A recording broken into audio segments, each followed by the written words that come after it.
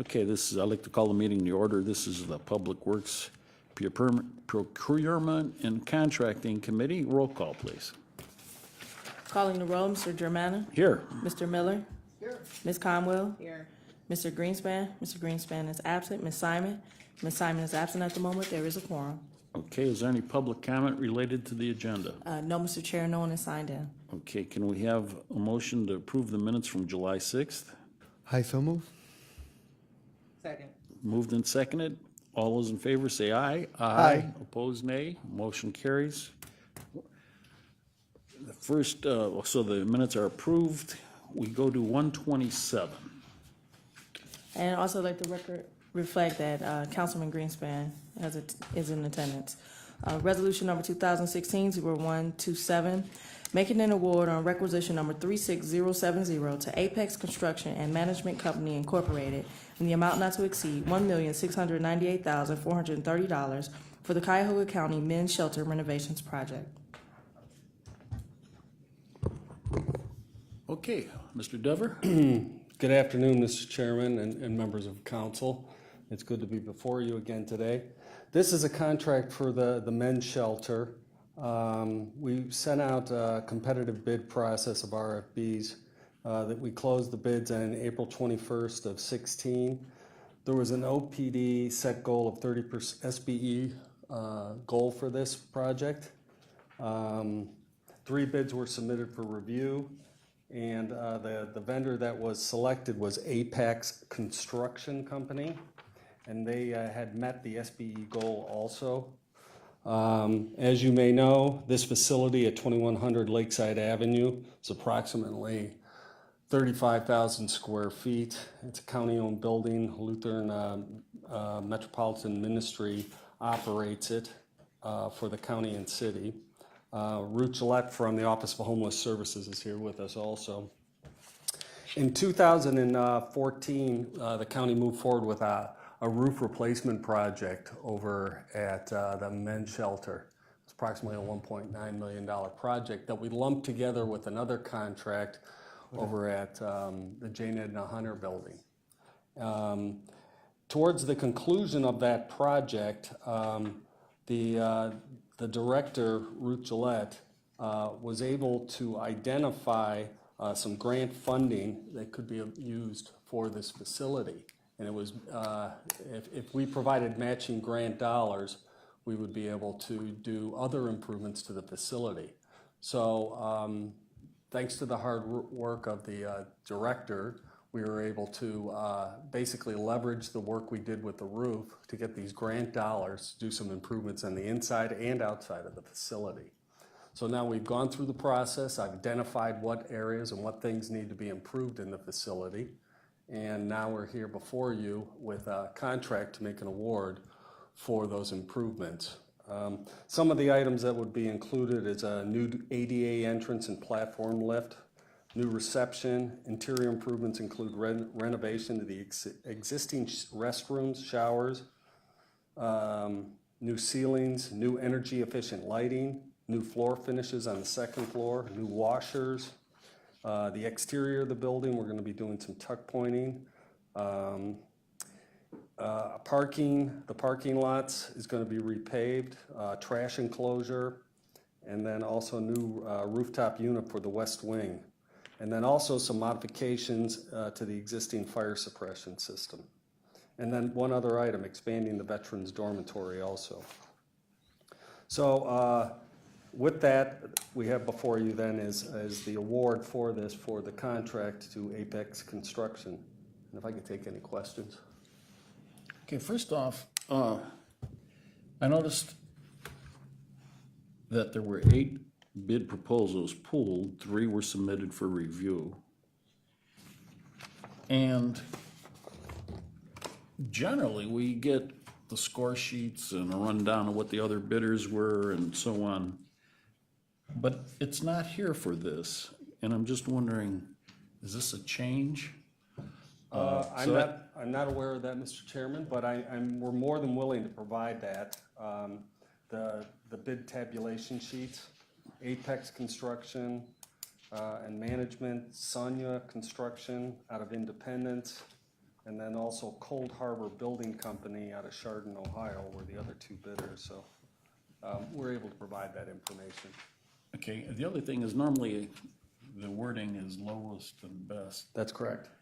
and it's not that wording, so I'm just wondering if their bid was lower. Yes, actually it was. Their base bid came in at $1,185,000. We had alternates for this project.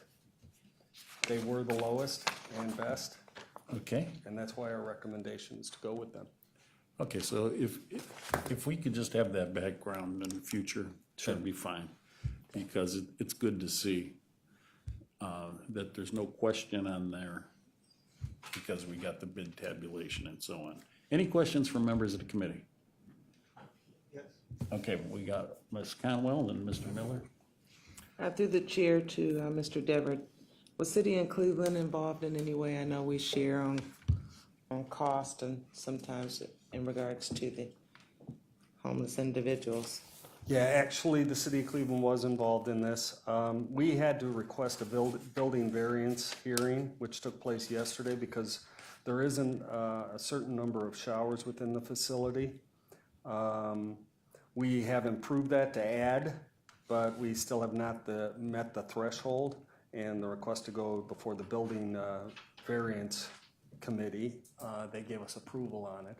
But they do share in the funding, and Ruth Gillette is here with us, and she may be able to speak on that, on what funding does come from the city of Cleveland in regards to the operation of the facility. Well, just in the operation, but what about in the renovations? No, the city of Cleveland didn't participate in this at all, no. Okay. And the building variance still has to go through? It's actually was approved yesterday. Okay. Mr. Miller? Mr. Chairman, Director,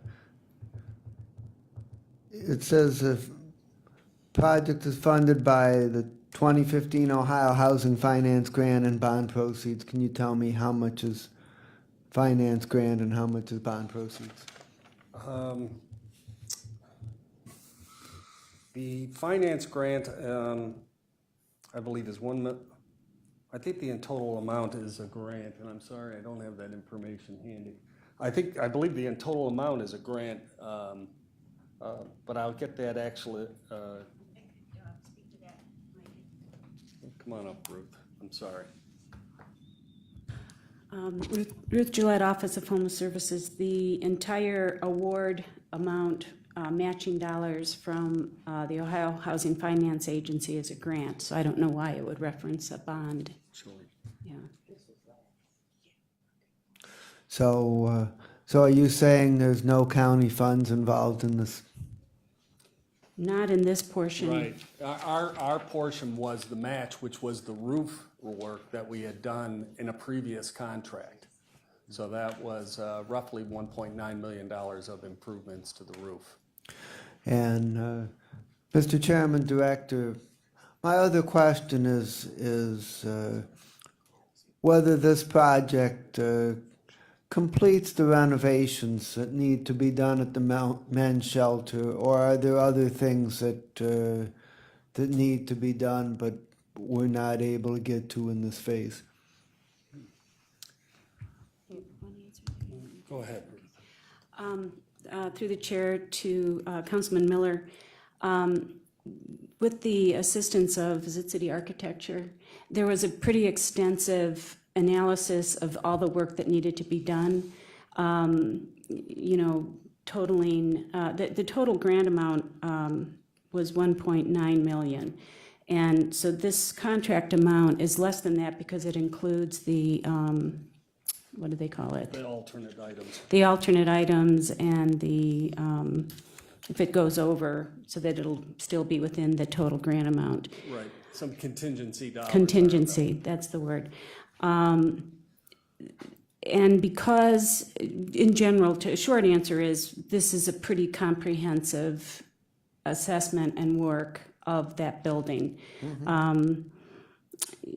There are always things that the shelter needs, but this will, in terms of structural soundness, this really is going to secure that building very well for, I hope, 10 years anyway, so. Okay, thank you. Okay, any other questions? I see that we're requesting a starting date of August 1st. Yes, Mr. Chairman, actually we are. We're looking to take advantage of the good weather here and the grant coming forward. Our intent is to get the project underway by August 1st with the intent of having it done in early spring. So a second reading suspension would be quite helpful. So if there's no objection, I'll move for second reading suspension. Is there a second? One more final question. I'll second. It's moved and seconded.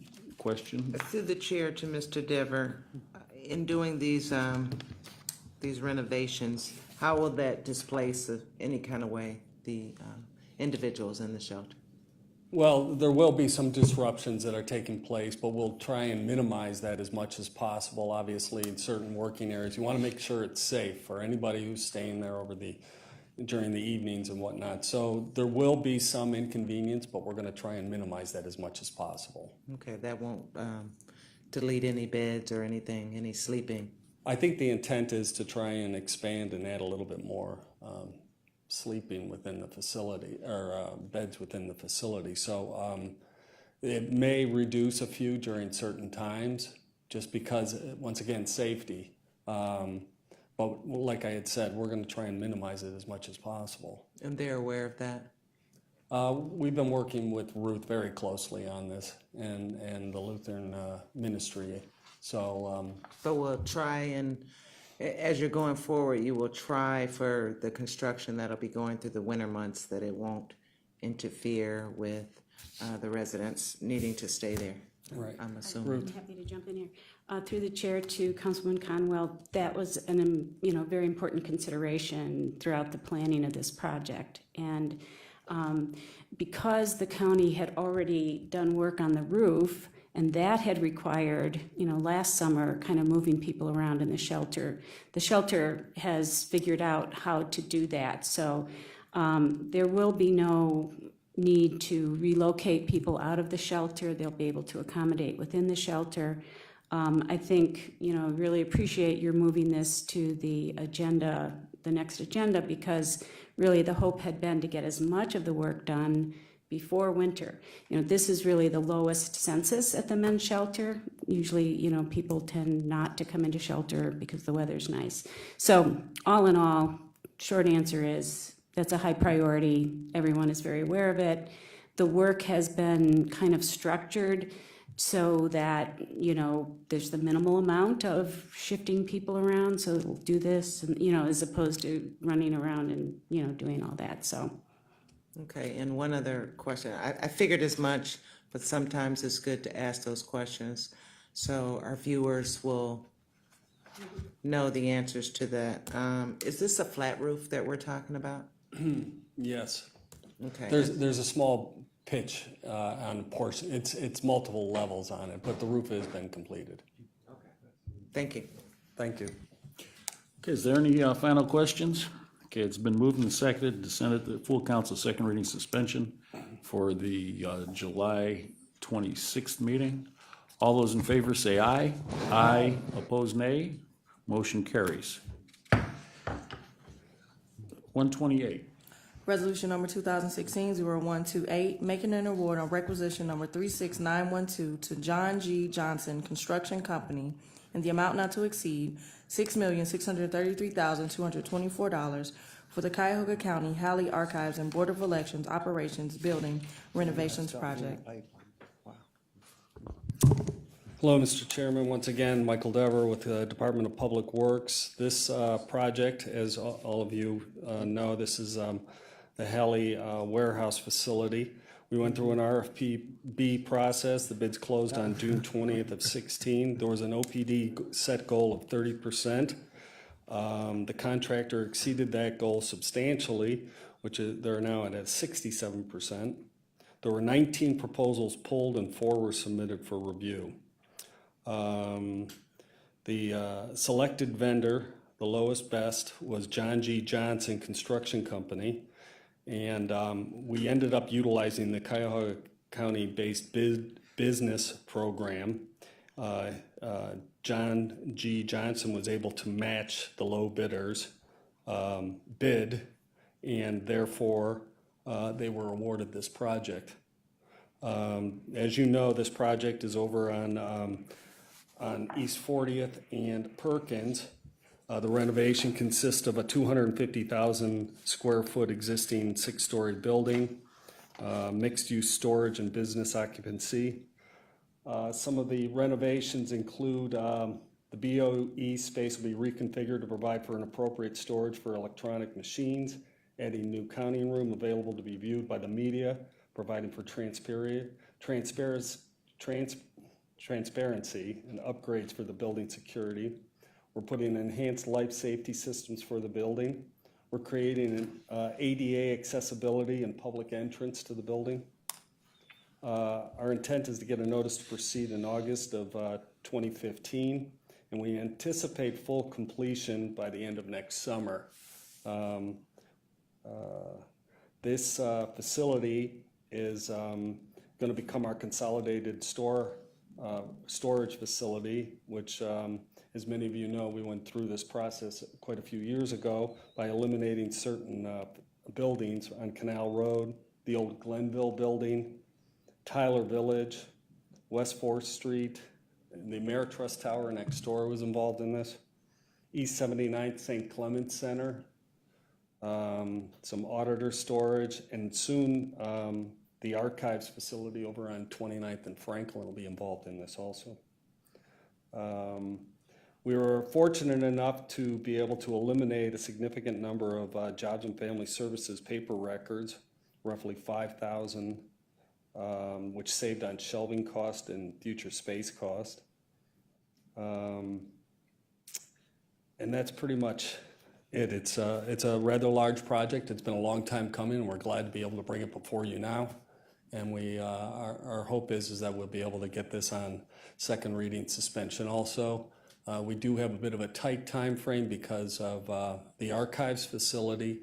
We will need to be vacating that facility shortly. There's an elevator that's being improved as we speak right now, and we hope to have that completed in roughly early August or late August, early September. And then we hope to bring those archive materials over to the building and put them on one of the upper floors for temporary storage until their floor is finished, which we're hoping is early in 17.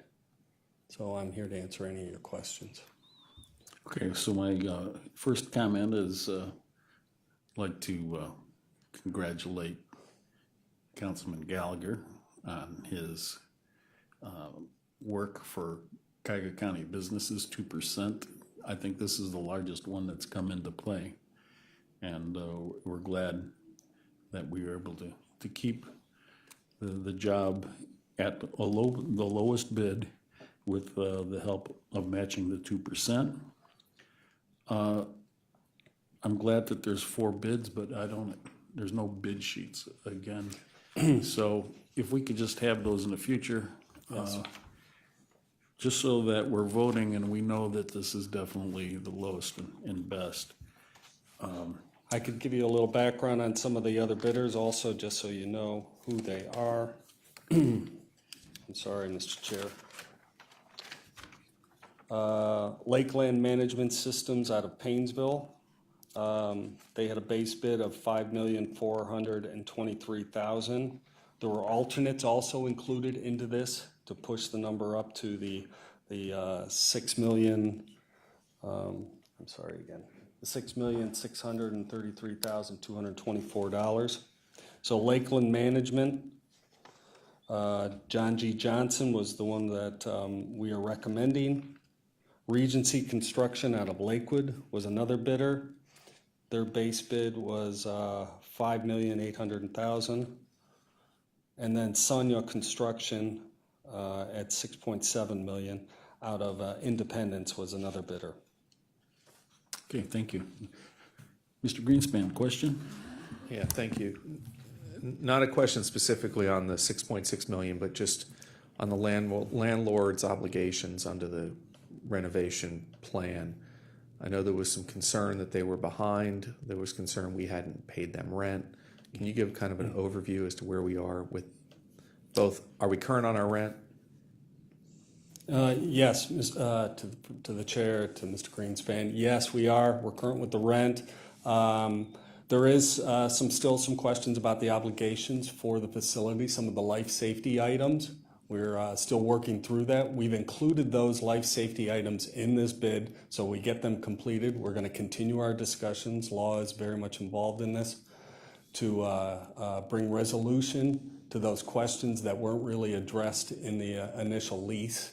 So we hope to have answers to that in the near future, but at the same time, we've included them in this so we can get this work done now. And then, that's an interesting twist. So have they updated the windows? Yes, the windows have been updated, the roof, the repair work on the roof has been completed. There's an elevator that was added to the facility, that's been completed. As you know, Basement's been water sealed or there's been. stops flooding? Yes, yes. So these HVAC's been corrected? I know there were Yeah. issues with uneven HVAC flow. There is, but as part of our project, there is some of those items are included in within our project. Because now we're making these spaces as opposed to, it was storage space before, now for people to be able to work in those areas. Yeah, I know way too much about this, unfortunately. Unfortunately for you, the issue of us doing work that's included in this bid outside of what very well may be our scope of responsibility, but in the effort to get it done, these life safety issues. Are we gonna have to litigate these items that apparently we believe they're part of the landlord's responsibility? They believe it's not, so obviously we're at an impasse. I mean, could it go to litigation at the end of the day? It possibly could. And what dollar amount are we talking I about? think we're in the range of about $500,000. Okay, so what is if we don't come to resolution, then we'll just withhold rent and litigate, or just litigate? There's probably no clawback, there's no withdrawal, we're probably not permitted to withhold rent in that scenario, so we'd have to litigate then. Right, I'd probably be better off letting the law speak on this matter, and Joe Boatwright, who's very much involved with this, with our department. So we could probably get you an update on where that is and how that process is going to play out. Yeah, and if I could also, through the chair, so the committee is aware of what I'd like to know what items we're talking about that we believe are the landlord's responsibility versus what we're doing in order to facilitate the occupation of the space. You don't have to give it to us now, but just in writing, what are we doing that we believe we should not have to do, but we are doing, and then maybe a follow-up from Mr. Boatwright as to where the misinterpretation in the contract is. Usually these items, this is a pretty standard deal. I mean, I don't understand why there's even a gray area. It's a lease. Understood, yeah, and so we'll get that information for you, okay? All right, thank you. Mr. Miller? Mr. Chairman, Director, did I hear you correctly that construction is going to begin next month and finish next spring? That's correct. And my understanding is that the moving of archive materials is going to start in approximately the same time frame. And my question is how those two processes are going to interact with each other. That's right. Most of the upper floors, 5 and 6 in particular, are more for storage areas. There's not as much renovation going on in those areas. So our intent is, since the elevator at archives will be completed, we think it'll take about 3 weeks for us to get all of that material out of archives and transferred over. As this group has already approved, we have a moving contractor on board with us now, so we're prepared logistically to make that move. So we're going to move those materials to the upper floor.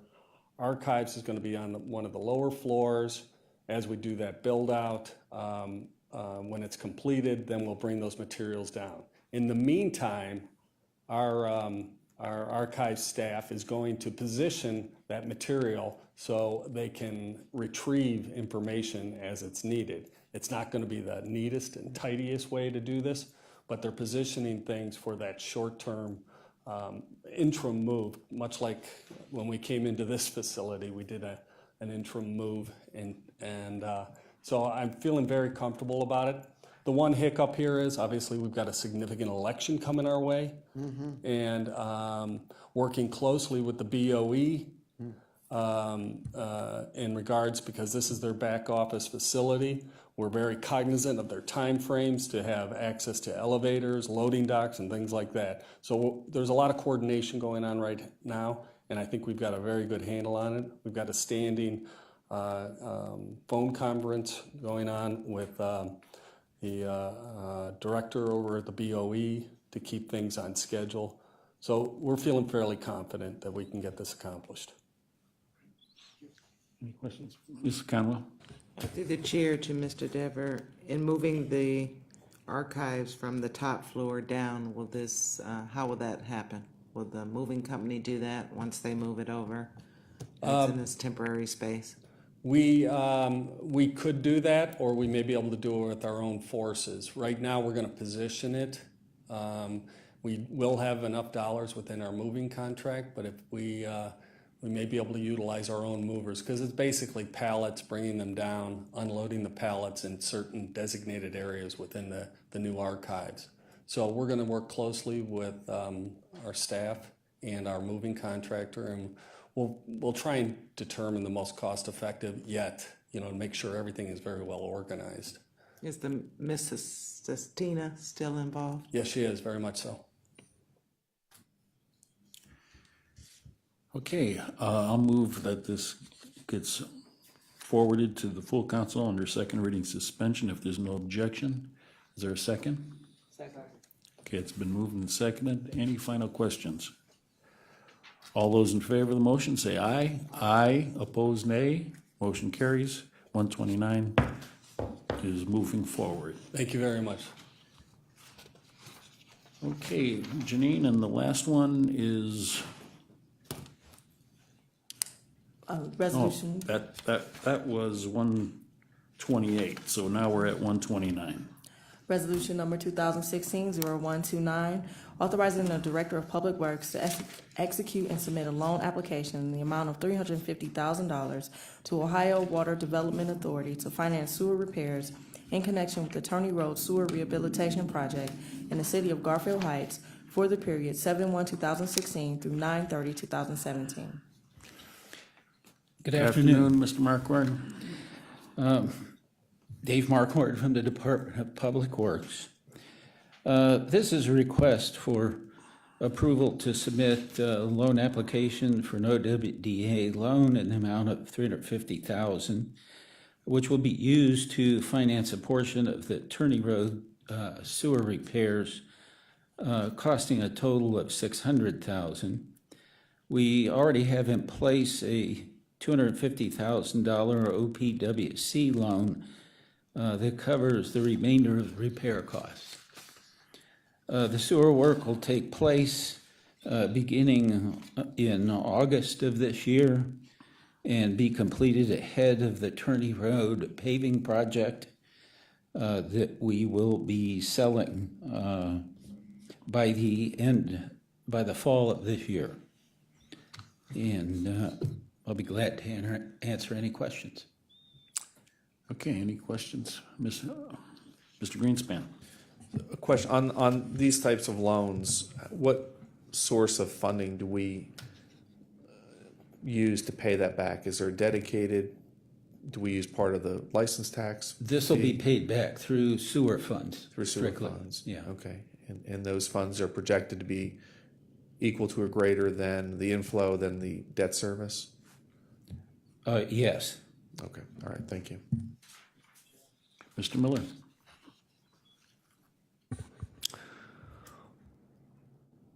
Why are we doing a loan and incurring borrowing costs as opposed to just paying for it up front? Well, the OPWC loan is a 0% loan. and the OWDA is just below 3%. That gets established at the time of the agreement. And taking a loan out reduces the impact to the sewer revenues or sewer maintenance fund. And Mr. Chairman, Director, what are the sources of replenishment for the sewer maintenance fund? The sewer maintenance assessments that we place on the parcels in the district. So when this is repaid, would it be repaid only from assessments in Garfield Heights?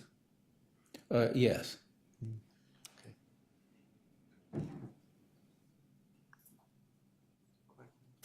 So then, you done, Mr. Miller? Yeah, so we're taking the loan for the benefit of Garfield Heights.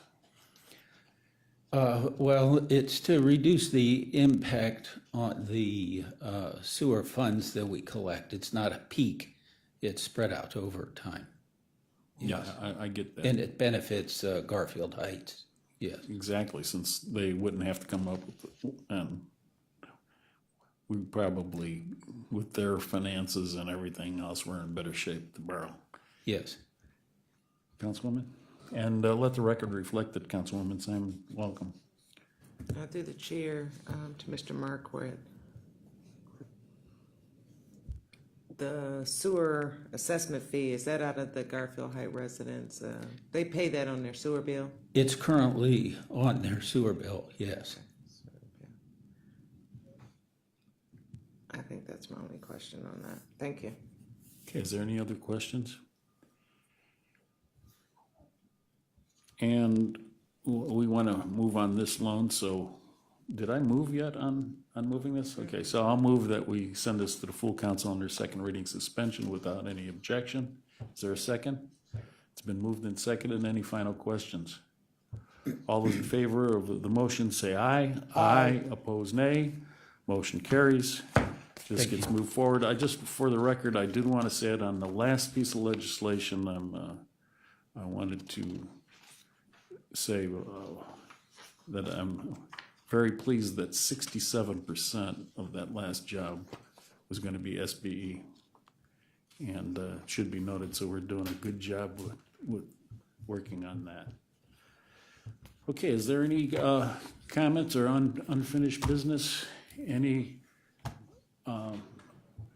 unrelated comments, unrelated to the agenda? There are no public comments, Mr. Okay. Chair. Anything else for the good of the order? Well, thank you. That concludes our business. This meeting stands adjourned.